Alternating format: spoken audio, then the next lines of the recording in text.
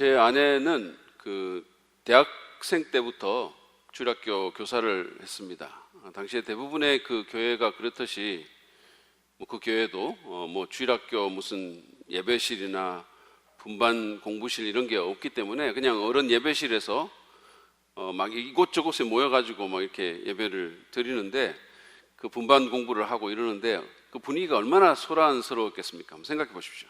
근데 당시에 또 애들이 많을 때라 가지고 한 반에 막 10명은 그러니까 예사로 있고 이런 상황인데 제 아내가 이제 그 1학년 남자 담임을 했을 때 한 10명쯤 되는 애들을 막 그 엄청나게 떠들고 이러면 합주기가 됩시다 합이라고 몇 번 이렇게 반복을 해가지고 그 아이들을 조용시켰던 그런 무용담을 종종 이렇게 제게 해주고 합니다. 사실 그 아이들이 이성이 없어 그랬지 합주기가 됩시다 합을 안 해도 제 아내가 그냥 그 눈이 좀 무섭잖아요. 그러니까 그 눈에 힘을 주고 그냥 레이저를 확 쏘면 보통은 떠들던 입이 닫히고 조용해집니다. 저희 아이들이 어려서 이제 저희들하고 같이 살 때 제 아내가 그 레이저로 아이들에게 이렇게 종종 쏘아주면 그냥 입이 닫혀요. 때로는 저의 입까지 닫습니다. 무서웠기 때문에 계속해서 말을 할 수가 없는 거죠. 제가 지금 무슨 말을 하고 있을지 갑자기 무서운 생각이 듭니다. 그런가 하면 사람이 이렇게 무섭지 않아도 자중에 이 소란스러운 분위기가 정돈이 되는 이런 경우도 있습니다. 이를테면 권위자가 오거나 명사가 등장하거나 이러면 그렇게 되죠. 제가 신학교에 다닐 때는 잔 스타트라든지 아니면 찰스 스탠리라든지 막 이 굉장한 쟁쟁한 유명한 신학자나 목사님들이 학교 채플에 이렇게 오시곤 했는데 그런 분이 강단에 이렇게 올라오면 자중이 일순간에 조용해져요. 요즘 좀 시끄러운 그런 세상입니다. 지금 이 위기에 따라서 이런저런 말들이 더 많죠. 우리는 불평의 말, 의심의 말, 비관적인 말, 억울하다는 말, 또는 남을 판단하는 말, 또는 누군가를 정죄하는 말, 또는 내가 잘났다는 말 등을 뱉어놓습니다. 교회의 어려움에 대해서도 이런저런 말들이 많습니다. 전 모 목사 때문에 교회가 위기에 몰렸다. 아니다. 정부가 교회를 의도적으로 차별하고 탄압하기 때문에 이렇게 됐다. 이런저런 말들이 많습니다. 그런가 하면 이렇게 해야 문제를 해결할 수 있다. 아니면 저렇게 해야 된다. 이런저런 말들이 많습니다. 근데 하나님은 우리에게 잠잠하라고 하십니다. 오늘 본문 20절을 보면 나 주가 거룩한 성전에 있다. 온 땅은 내 앞에서 잠잠하여라 라고 말씀을 하십니다. 우리뿐만 아니라 온 땅에게 잠잠할 것을 명령하신 것이죠. 그러면 그렇게 해야 되는 이유가 무엇입니까? 왜 우리는 이런 시기에 이 위기의 때에 잠잠해야 합니까? 오늘 본문 말씀인 하박국서 2장 15절부터 20절 말씀, 우리가 조금 전에 개정을 읽었는데 그 말씀을 통해서 이 위기의 때에 우리가 하나님 앞에서 잠잠해야 할 이유가 무엇인지를 살펴보기를 원합니다. 먼저는 하나님께서 세상의 죄악을 심판하실 것이기 때문에 우리는 잠잠해야 합니다. 제가 지난주에 말씀을 드렸듯이 하박국서 2장 5절부터 20절은 바벨론의 죄악에 대한 5가지 저주를 기록한 말씀입니다. 화 있을진저 또는 망하리라 이런 말씀이죠.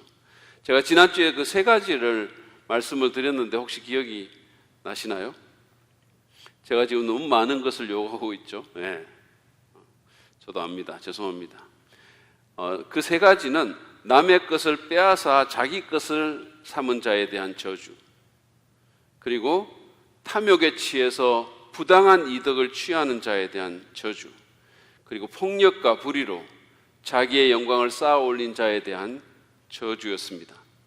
오늘 우리가 보려고 하는 그 15절부터 17절까지는 4번째 저주가 나오는데 일단 15절 말씀 한번 보죠. 그들이 너를 보고 홧김에 이웃에게 술을 퍼먹이고 술에 취하여 골아 떨어지게 하고는 그 알몸을 헤쳐보는 자야, 너는 망한다 할 것이다. 바벨론은 여기서 자기의 이웃에게 술을 주어서 취하게 만드는 술꾼으로 묘사되어 있습니다. 그래야 어떤 비열한 탐욕을 채우고 자신의 희생자에게 수치를 안겨주는 그런 사람으로 묘사됩니다. 알몸을 헤쳐보는 자라는 말은 성적인 뉘앙스를 담고 있는 말입니다. 다시 말해서 술을 취하게 만들어서 성폭행을 했다는 말이죠. 여러분, 그 당시에 정복 전쟁 가운데서 얼마나 이런 일이 많이 자행되었겠습니까? 사실 바벨론은 술로 유명한 그런 사회였습니다. 다니엘서도 보면 벨사살 왕이라는 그 왕이 1000명이나 되는 사람을 궁전으로 초청해서 거기서 술 파티를 했다는 기록이 있습니다. 폭주를 즐기고 술을 권한다는 측면에서 이 바벨론은 대한민국과 비슷한 면이 있습니다. 그러니까 유독 우리나라 사람들은 한번 술을 마시면 끝장을 보는 그런 경향이 있죠. 만취할 때까지 마시는 겁니다. 독일에서 공부한 제 처형의 말에 의하면 독일 사람들은 맥주 한 잔을 따로 놓고 1시간씩 2시간씩 얘기를 한대요. 그 한 잔 놔두고, 그것도 조용조용히. 사실 그런 식으로 술을 한두 잔 마시는 것은 큰 문제가 아니라고 할 수 있습니다. 문제는 취할 때까지 마신다는 겁니다. 문제는 폭주한다는 거예요. 성경은 술에 취하는 것을 분명히 반대하고 있습니다. 에베소서 5장 18절이 그 대표적인 구절인데, 술에 취하지 마십시오. 거기에는 방탕이 따릅니다 라고 경고합니다. 하나님은 술에 취하지 말라고 명령하는데, 왜냐하면 술 자체가 문제라기보다는 방탕이 거기에 따르기 때문이라는 거예요.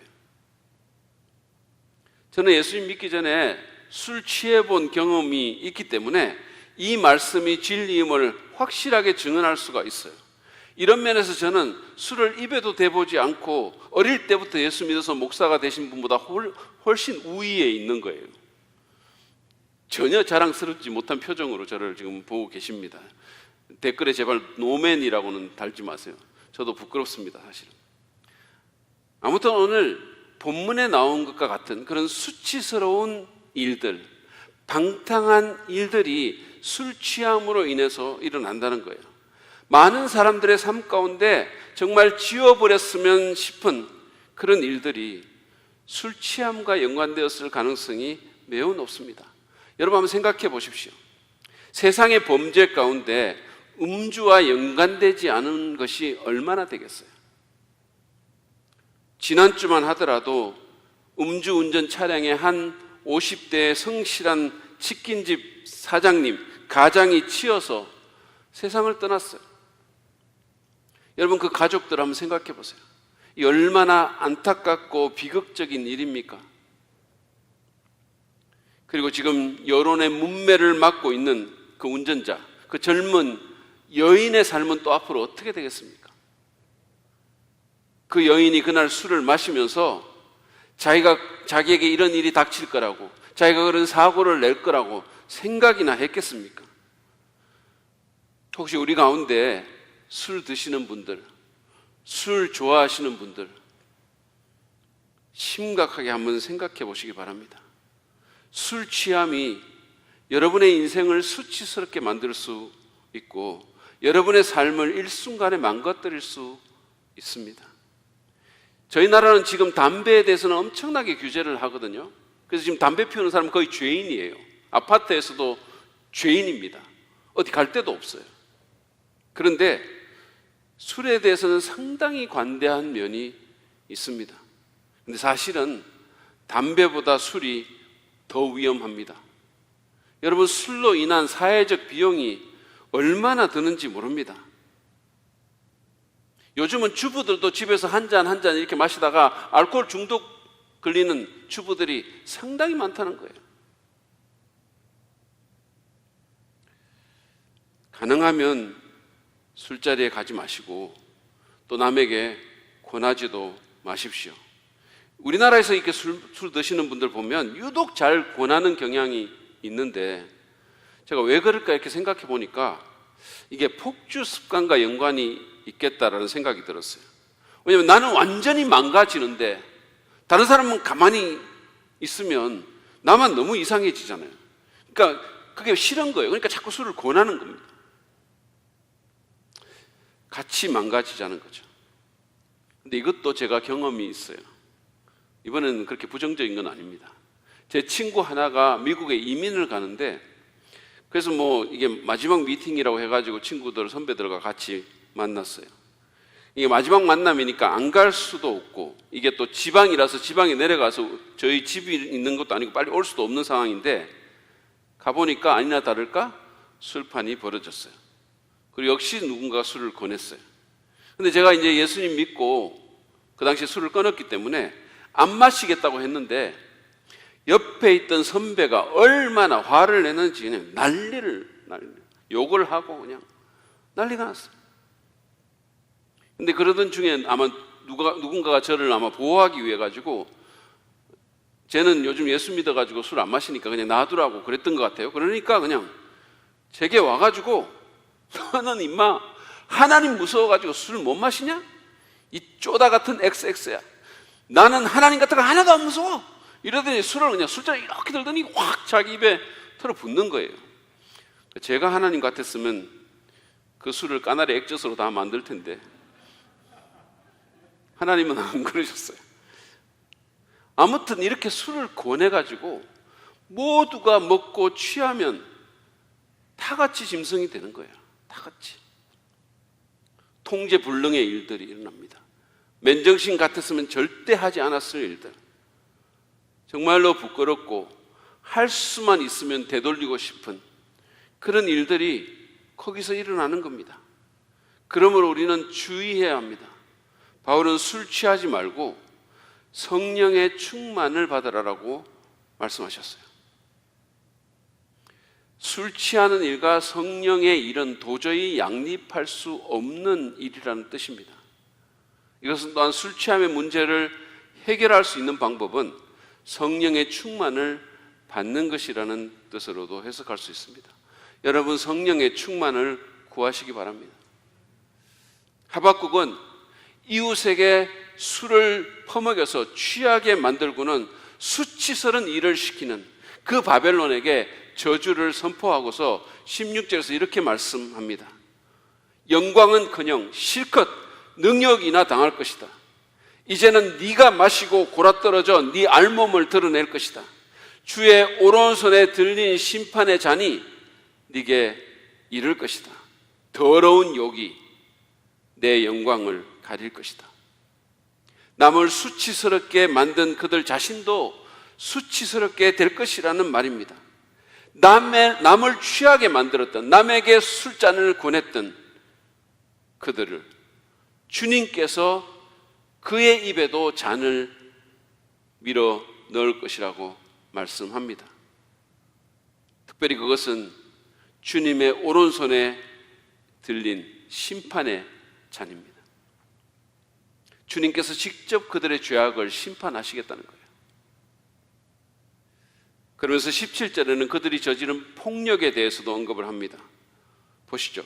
네가 레바논에서 저지른 폭력이 이제 네게로 되돌아갈 것이다.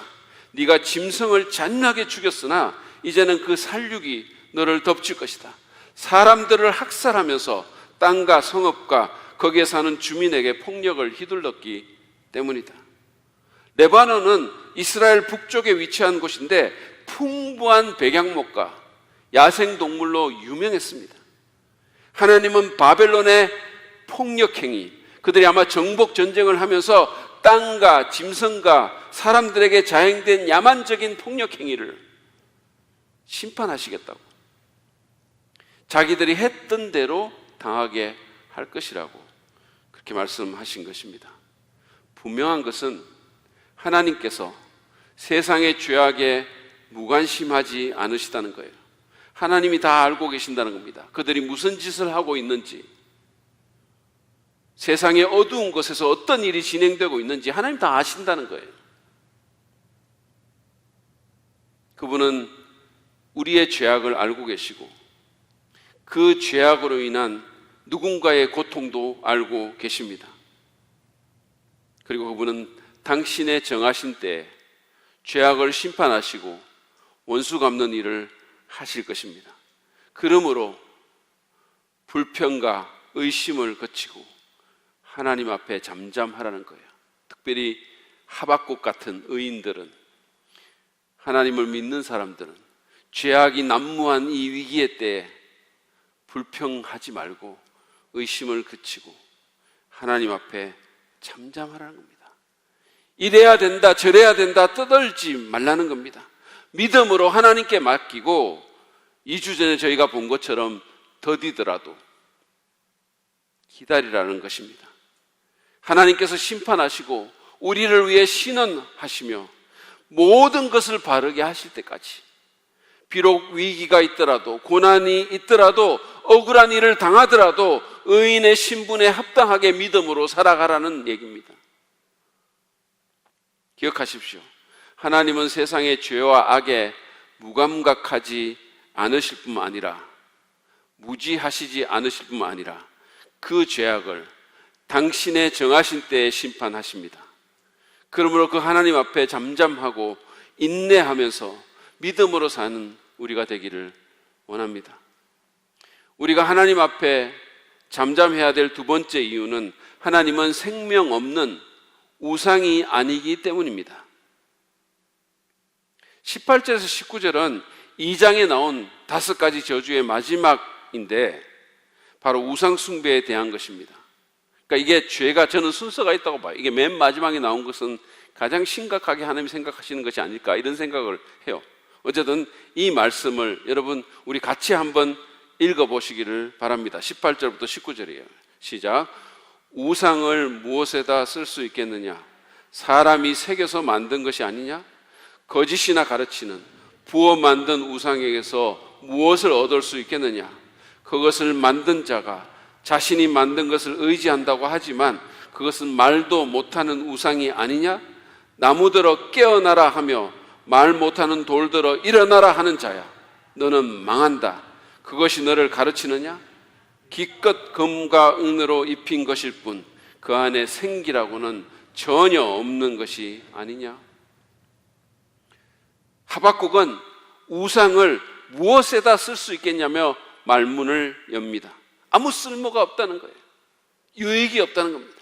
여기 보면 2가지 종류의 우상이 나오는데 하나는 새겨서 만든 것이고 다른 하나는 부어서 만든 겁니다. 새겨서 만든 것은 아마 나무나 돌로 만든 것일 거고, 부어서 만든 것은 쇠나 동으로 만든 그런 우상을 가리킵니다. 근데 공통점은 다 사람이 만든 것이라는 거예요. 사람의 창조물이라는 겁니다. 하박국은 이 우상을 거짓 교사에 비교하는데 그것은 사람들이 이 우상에게 속고 있기 때문입니다. 다시 말해 우상이 자기들에게 도움을 줄 것으로 생각하면서 우상을 섬긴다는 말입니다. 그는 또한 우상이 아무리 화려하다 하더라도, 아무리 번쩍인다 하더라도, 아무리 매력적으로 보인다 하더라도 그 안에 생기라고는 전혀 없고 아무리 소리를 쳐도 듣지도 못하고 내가 말을 해도 대답하지도 못하는 무능한 존재라고 고소합니다. 그는 이런 우상을 마치 하나님처럼 의지하고 섬기는 자들을 향해서 저주를 선포하며 그들이 다 망할 것이라고, 화가 있을 거라고 그렇게 말합니다. 당시의 다른 고대 근동 국가들처럼 바벨론도 우상을 숭배하던 나라였습니다. 이 사람들은 특별히 점치는 것을 굉장히 좋아했고 점성술이 아주 발달했고, 뿐만 아니라 벨, 느보, 마르둑, 아스다르, 아슈르 등 이스다르, 아슈르 등 셀 수 없이 많은 우상을 섬겼어요. 다니엘서를 보면 그 느부갓네살 왕이 높이가 무려 27m나 되는, 그러니까 제가 이렇게 보니까 아파트 한 8층, 9층 정도 되는 엄청나게 거대한 금신상을 만들어가지고 사람들로 하여금 그 앞에 절하라고 명을 내린 얘기가 나옵니다. 여러분, 그게 얼마나 압도적이었을지 한번 상상해 보세요. 아파트 9층 높이에 금으로 만든 시상입니다. 눈이 부셔가지고 아마 보지도 못했을 것 같아요. 일전에 제가 말씀드렸듯이 설악산 앞에 돌로 만든 불상 정도만 돼도 이게 전도사의 마음을 흔들리게 하는데 27m에 그것도 번쩍이는 슈퍼 금신상을 보는 마음들이 어땠겠어요? 이런 일에 영감을 받았는지 모르지만 바벨론에는 높이가 6m에 달하는 그런 금신상들이 굉장히 많았다고 합니다. 그런데 이 많은 우상들이 그들을 지켜주었을까요? 그들의 원하는 것을 들어주고 그들에게 구원을 베풀었을까요? 그들의 삶을 더 인간답게 더 나은 삶으로 만들어줬을까요? 그들의 마음을 그 우상이 다스렸을까요? 아닙니다. 이사야서 46장 1절부터 2절은 이렇게 말씀합니다. 벨신이 고꾸라졌고 느보신이 넘어졌다. 짐승과 가축이 그 우상을 싣고 간다. 힘겹게 떼매고 다니던 것들이 피곤한 짐승에게 무거운 짐이 되었다. 우상들은 한꺼번에 넘어지고 고꾸라졌다. 우상들은 자기들을 싣고 가는 자들에게서 도망쳐 나오지도 못한다. 오히려 우상들은 포로가 되어 잡혀간다. 바벨론이 멸망할 때 우상들은 어떤 도움도 되지 못했다는 거예요. 오히려 전리품이 돼서 다른 나라에 잡혀갈 따름이었는데 그것도 그저 피곤한 짐승들에게 무거운 짐만 됐다는 거예요. 그나마 사람들은 어떻게 해서 도망이라도 칠 수 있을지 모르지만 이 우상들은 도망도 못 치는 거예요. 여러분, 우상을 섬기는 일은 참으로 어리석은 일입니다. 그리고 그것은 망하는 길로 가는 일입니다. 사람들은 뭔가 의지할 것이 필요해서 우상을 섬기죠. 뭔가 눈에 보이는 것, 뭔가 내가 좀 조정할 수 있겠다 싶은 그런 것들을 우상으로 삼아 섬기는데 전혀 도움이 되지 않죠. 그 앞에서 떠들고 주문을 외우고 노래를 하고 심지어는 춤을 춘다 하더라도 그것들은 반응하지 못하고 도와주지 못합니다. 가장 필요한 때 아무 소용이 없는 존재라는 거예요. 이것 또한 저의 경험이 있습니다. 저는 추첨으로 불교재단 중학교에 다녔거든요. 그래서 종교 시간에 마하바냐 바라밀다 신경을 얼마나 외웠는지 모릅니다. 마하바냐 바라밀다 신경 관자재 보살 항심 바냐 바라밀다 뭐 이런 겁니다. 이걸 계속 뜻도 모를 주문을 소리 내서 외웠는 거예요. 이것도 누가 요것만 딱 따가지고 이 목사가 이렇게 할까봐 약간 겁이 나는데 옛날에 그랬다는 거예요. 옛날에 제가 중학교 다닐 때 뜻도 모르는 거를 대나무로 탁 치면 이렇게 그렇게 주문을 외웠는데도 아무 일도 일어나지 않았어요. 제 마음 속에도 제 바깥에도. 어떤 교인은 또 십자가를 그런 식으로 해가지고 십자가 앞에서 주기도문을 주문처럼 외웁니다. 아무 소용없는 일이에요. 십자가도 우상이 될 수 있는지 아십니까? 그러므로 우상 숭배를 멈추십시오. 자, 이렇게 말을 하면 또 많은 성도들은 저는 불상 앞에 또는 다른 조각상 앞에 심지어는 삶은 돼지머리 앞에 절하지 않습니다라고 말을 합니다. 뭐 그럴지 모르겠어요. 그러나 그렇다고 우리가 우상 숭배를 하지 않는다는 뜻은 아닙니다. 제가 여러 번 말씀드렸듯이 비록 조각상에 절하지 않을지 모르지만 우리에게는 여전히 우상이 있을 수 있습니다. 우리가 하나님보다 더 의지하고 사랑하는 것이 있다면 그게 우상이죠. 무언가의 궁극적인 가치를 부여해서 그것이 내게 하나님만이 주실 수 있는 어떤 것을 준다고 생각한다면 그게 우상이죠. 그게 존재의 가치나 또는 진정한 행복이나 또는 안전이나 구원과 같은 것을 줄 수 있다고 생각한다면,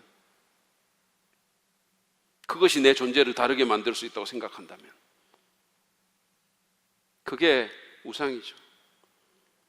저는 어제 신문에서 최근에 그 권력자들에 의해서 불거진 아빠 찬스, 엄마 찬스와 관련된 칼럼을 읽었어요. 그 글에서 저자는 요즘 자녀들을 하느님처럼 떠받들고 맹신하는 자식 광신도들이 넘친다라고 말을 했어요.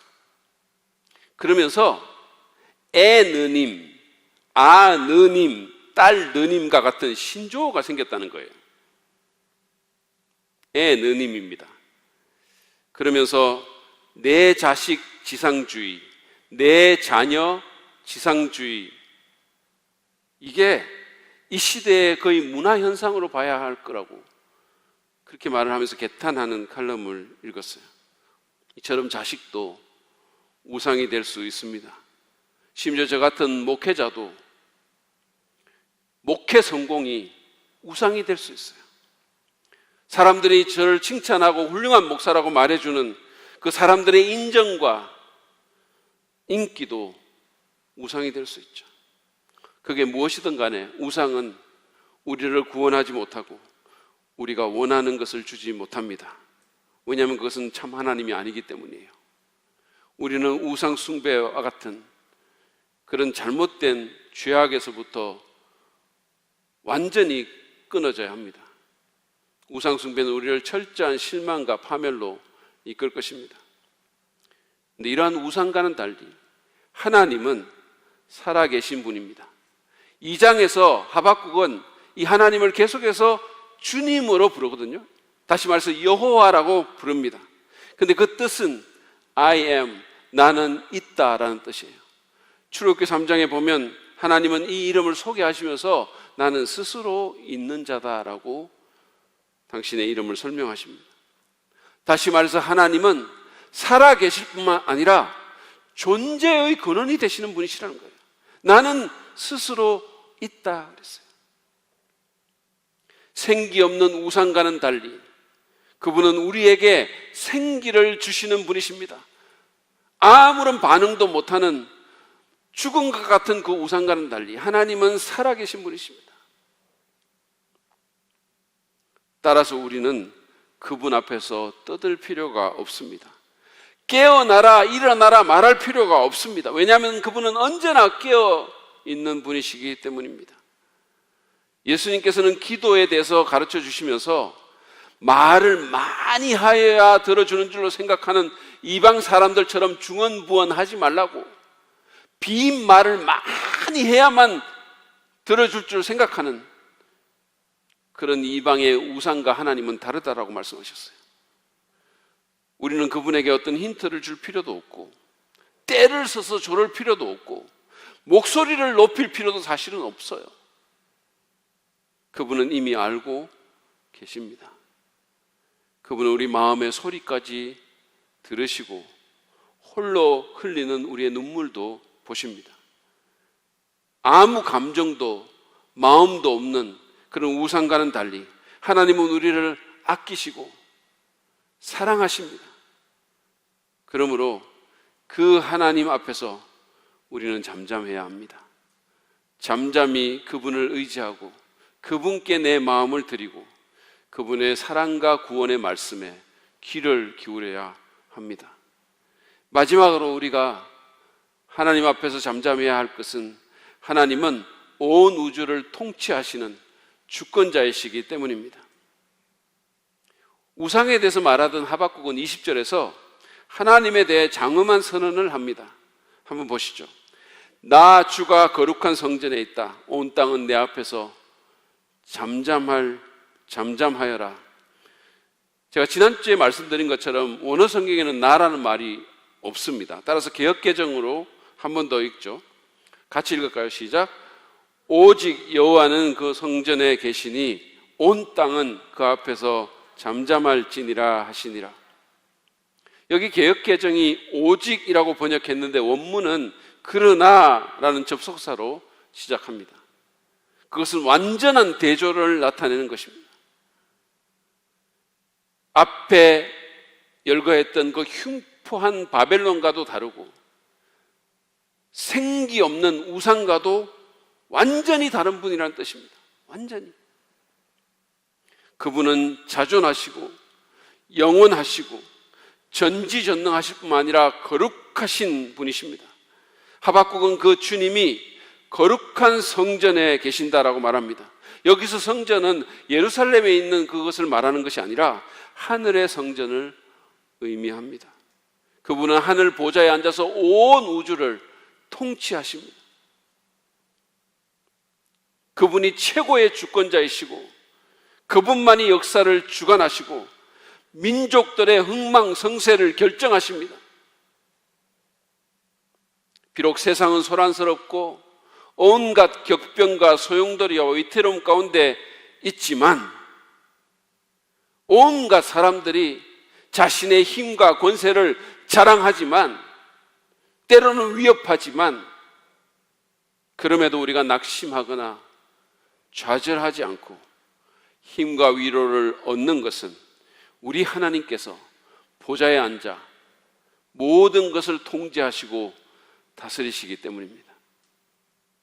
그렇기 때문에 하박국은 온 땅이 그 앞에서 잠잠해야 한다고 말씀합니다.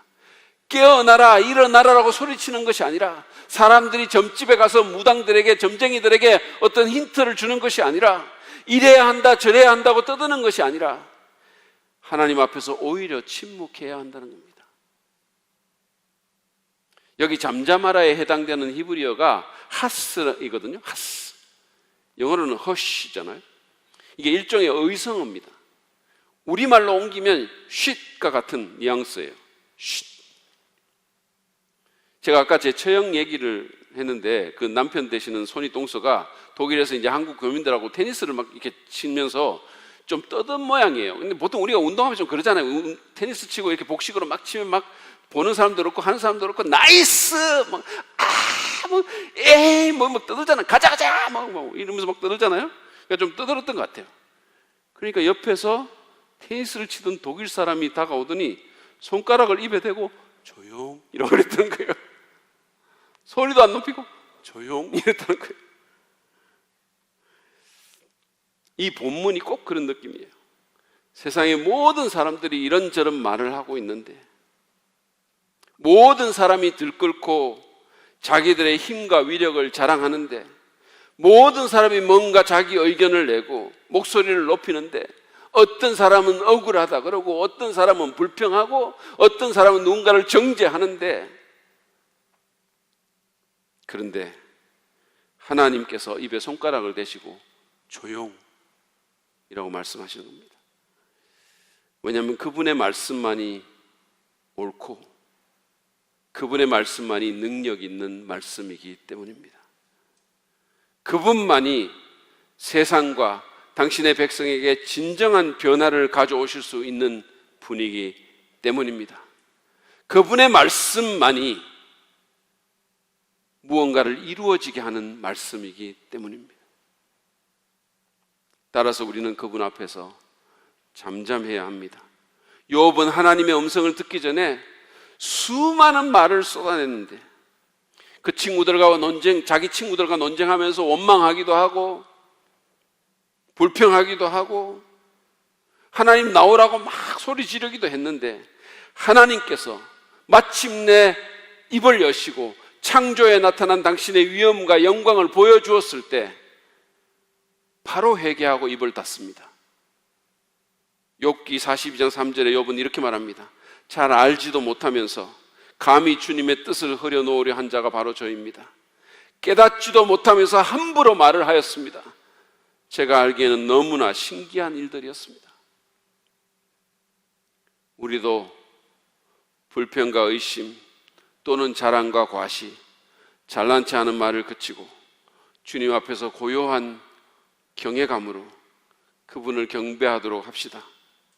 이 지루하고 힘든 코로나 상황 가운데서 답답하고 때로는 의심도 들고 불평도 올라오지만 때로는 누군가가 원망스럽기도 하고 심지어는 하나님에 대한 의심도 들지만 그러나 거룩한 성전에 계셔서 다스리시는 그리고 존 파이프가 말한 것처럼 비록 우리가 그 대부분을 모르지만 지금 이 세상 가운데 10억 가지의 일을 하시는 우리 하나님을 잠잠히 바라보며 소망의 끈을 놓지 않도록 합시다. 자꾸 말하는 대신에 오히려 그분의 말씀에 귀를 기울이고 잠잠히 순종의 길을 걷도록 합시다. 더디더라도 믿음으로 인내하고 하나님에 대한 신실함을 보이도록 합시다. 그분의 임재와 영광과 능력을 구하도록 합시다. 그러면 정하신 때에 그분이 행하실 것이고 온 땅은 그 앞에서 잠잠하지 않을 수 없을 것입니다. 오늘 우리는 이 위기와 혼란의 때에도 우리가 하나님 앞에 잠잠해야 될 이유에 대해서 살펴봤습니다.